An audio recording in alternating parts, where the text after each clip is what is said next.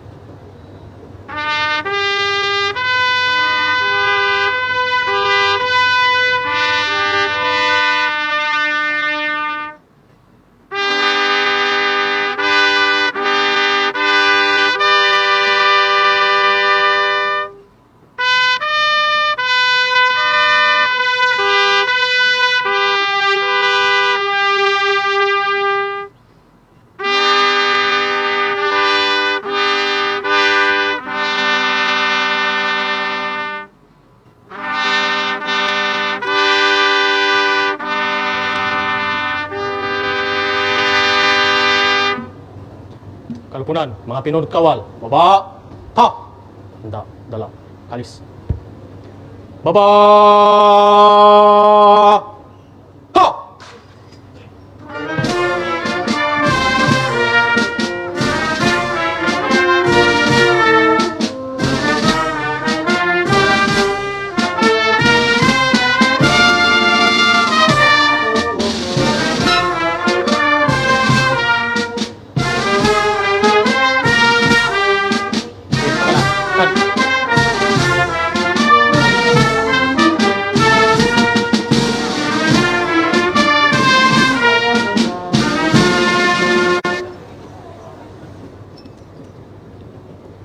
Tanghal!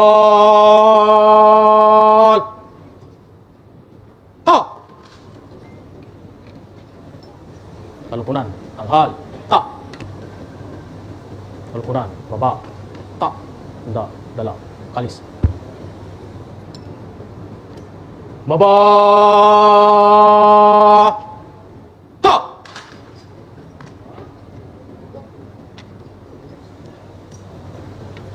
Mahal na Pangulo, tapos na po ang pag-aalay ng bulaklak. Baba, kalis. Well, that concludes the wreath-laying ceremony. Kalis. The rest of the guests may be seated. In a short while, we'll proceed with the program proper.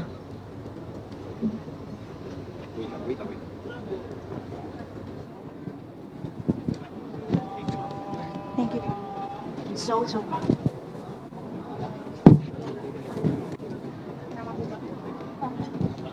Ready.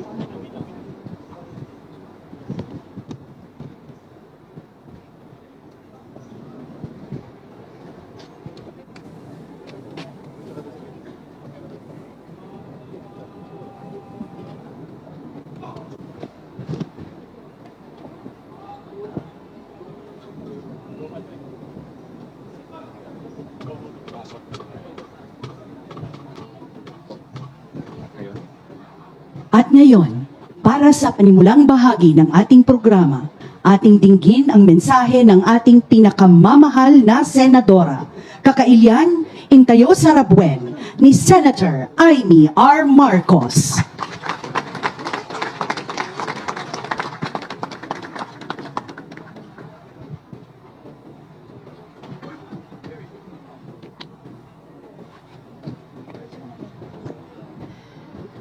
Hagtugaw kayo.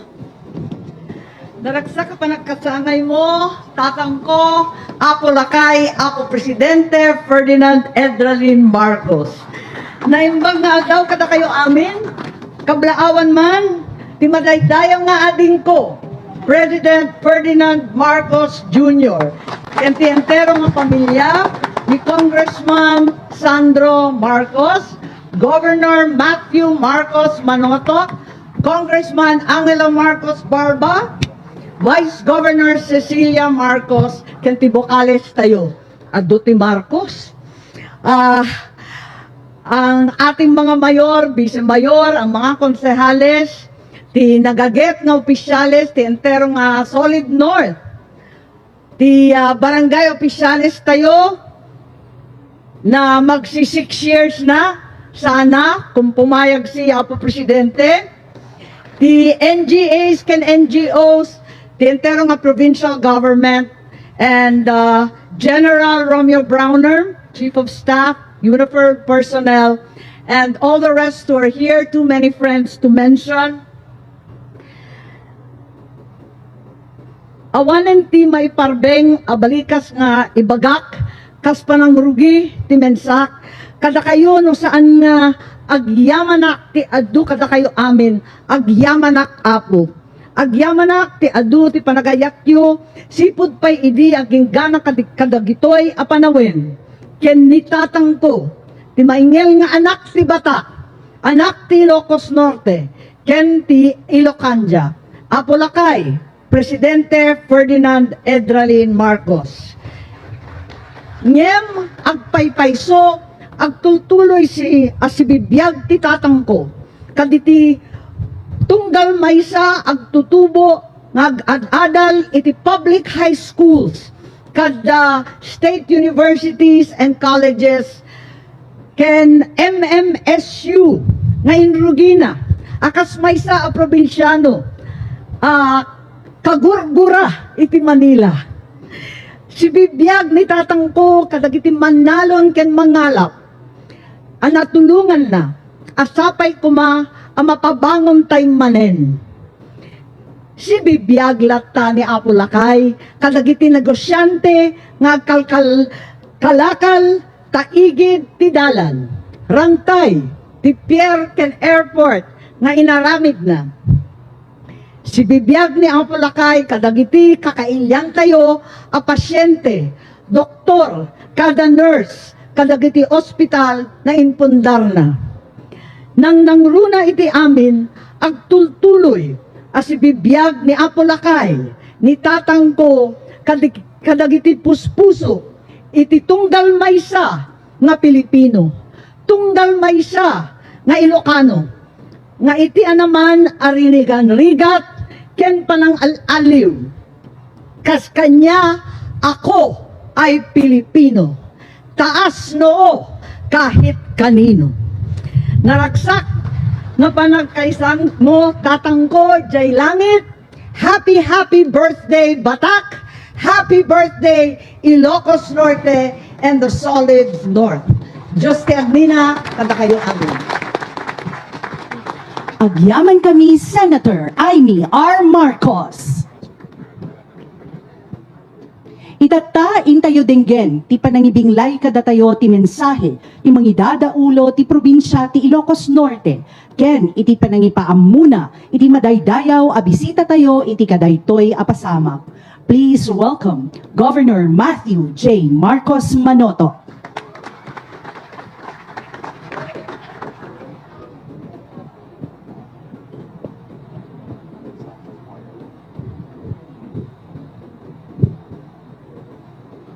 Tayong magabigat, Diyos Nina. Of course, allow me to greet all of the officials here this morning. It's our great honor to welcome you here, back home in Batac, Ilocos Norte. His Excellency Ferdinand Marcos Jr., First Lady Lisa Marcos, Congressman Sandro, Simon, and Vincent, our very own Senator Amy Marcos, welcome back home.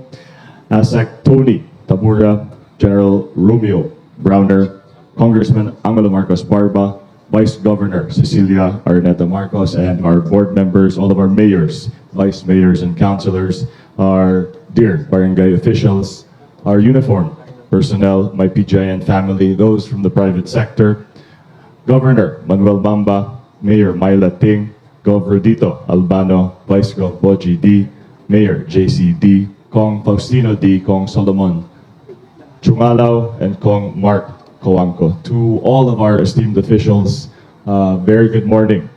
Of course, today, thanks to the President, we enjoy a special non-working holiday in Ilocos Norte. But as we enjoy our freedom bestowed upon us by the President, let us be mindful of the reason and the history behind this holiday and our recreation today. Well, for most of our Kakailian, not for us who will go around later. May we remember, may we commemorate, and may we honor the legacy of Ferdinand Marcos Sr., President Ferdinand Marcos Sr., an Ilocano who rose from humble beginnings right here, originally of course in Sarat, but right here in Batac, to the highest position of the land, and always remembered where he came from, always came home to Batac, and always prioritized the Ilocano. And that is the legacy we together must keep alive, and the ideals that we must live by every day for the rest of our lives, to put first our dear province and of course our beloved country. Ladies and gentlemen, it is my distinct honor and pleasure to introduce to you the President of the Republic of the Philippines, His Excellency Ferdinand R. Marcos Jr.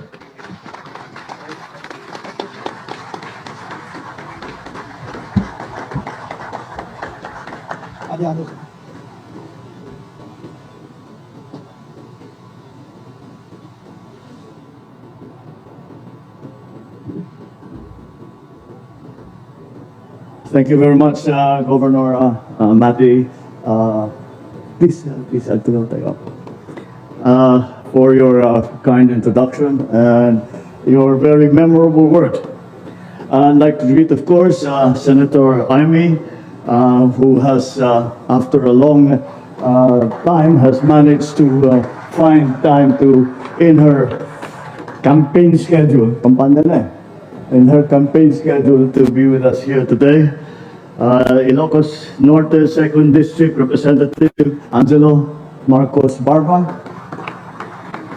Ilocos Norte Vice Governor Cecilia Araneta Marcos, Ilocos Norte 1st District Representative. Up to now, I will tell you the truth, hindi ko masanay-sanay na binabati ko yung anak ko na kasi pero talagang kailangan ng batiin by congressman na eh. So, 1st District Representative, Congressman Sandro Marcos, the Chief of Staff of the Armed Forces of the Philippines, General Romeo Browner Jr., the officials and employees and residents of Batac, led by Mayor Alfred Chua, and of course, my greetings would not be complete without greeting our First Lady, First Lady Lisa Araneta Marcos, all of the officials who have come here, the mayors who have joined us, the barangay chairman na napakalakas ng palakpak kanina sa suggestion ni Senator Amy, at pag-usapan natin ang mabutihan. We are also visited by our friends from Isabela and from Cagayan, and we welcome them once again to Ilocos Norte. Na imbag nga bigat yung amin. Kada gitipadat, ay atek na Ilocano, na imbag nga bigat, kada kayo amin.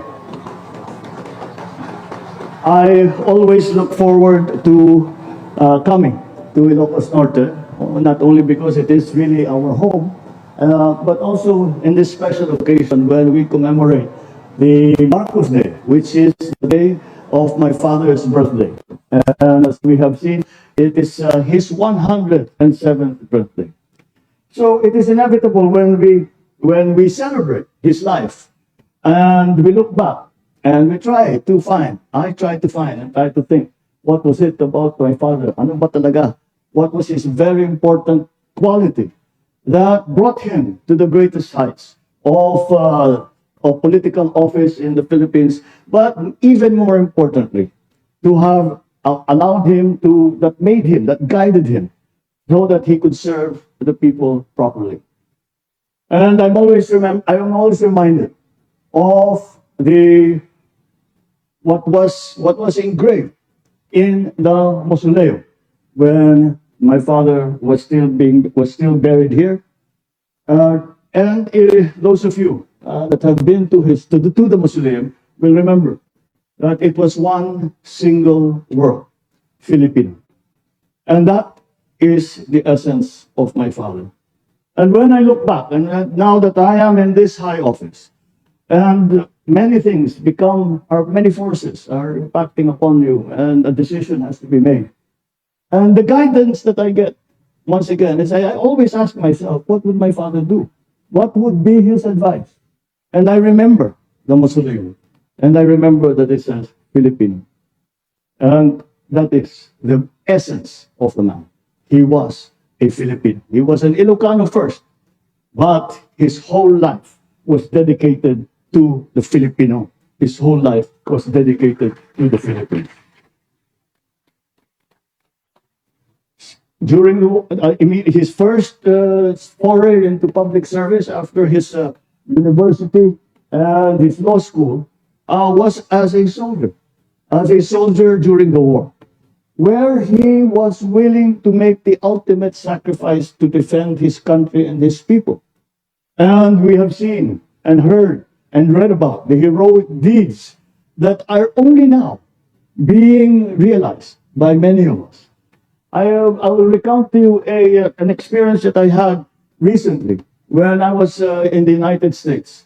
And I was hosted by the director of the Central Intelligence Agency, the CIA.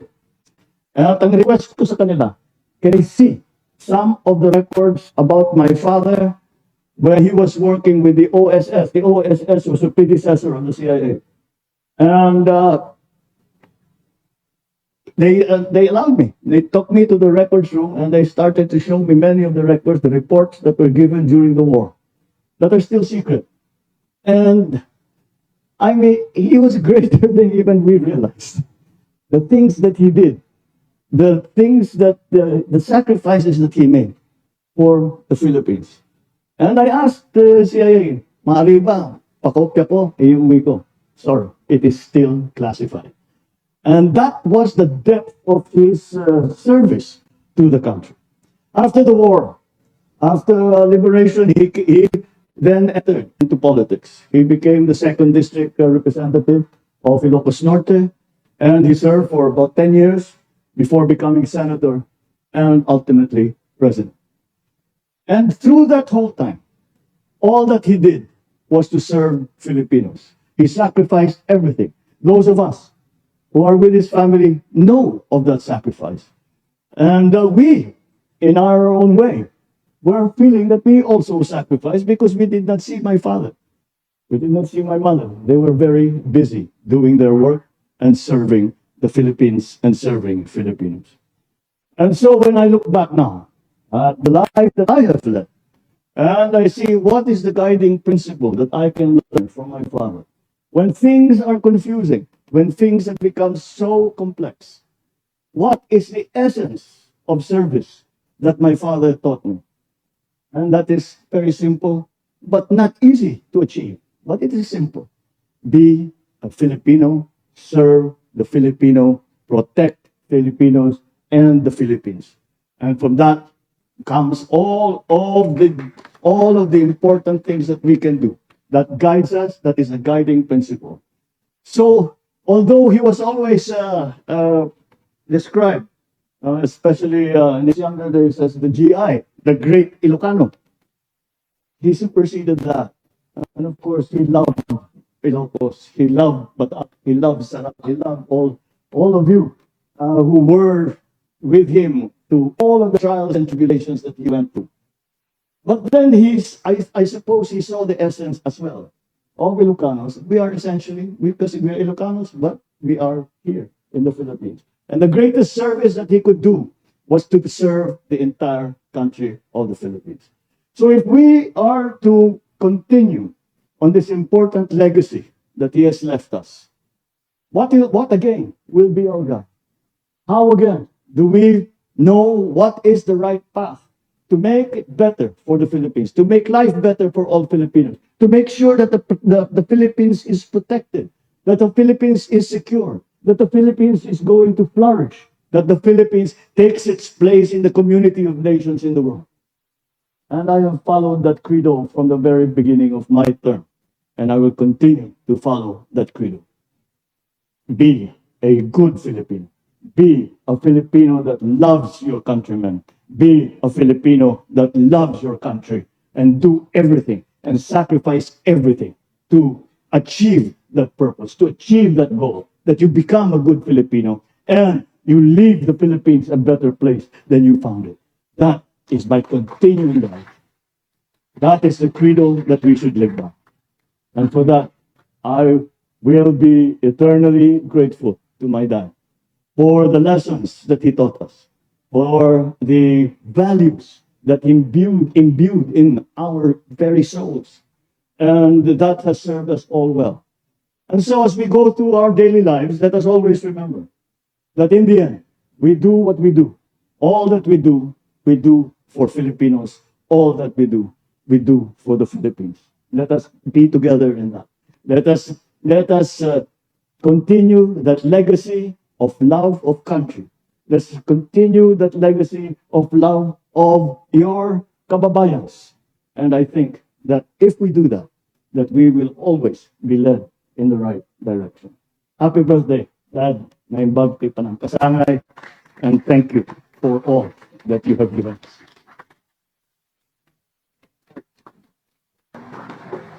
Maraming salamat, Pangulong Ferdinand R. Marcos Jr. At this juncture, may we request our President to grant us a photo opportunity.